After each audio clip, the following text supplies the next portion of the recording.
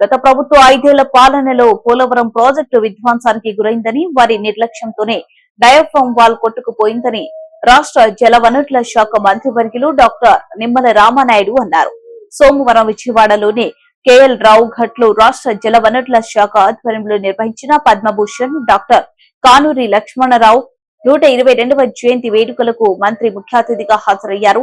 Doctor KL రావు చిత్రపటానికి, విగ్రహానికి పూలమాలలు వేసి ఘన నివాళులు అర్పించారు. ఈ సందర్భంగా మంత్రి రామానాయుడు మాట్లాడుతూ 50 ఏళ్ల క్రితమే నదుల అనుసంధానాన్ని ప్రతిపాదించిన దర్శనీకుడు, తెలుగు జాతి గర్వించదగిన ఇంజనీరు పద్మభూషణ్ డాక్టర్ కానూరి లక్ష్మణరావు అని ఆయన జయంతి వేడుకలు నిర్వహించడం శుభపరిణామమన్నారు.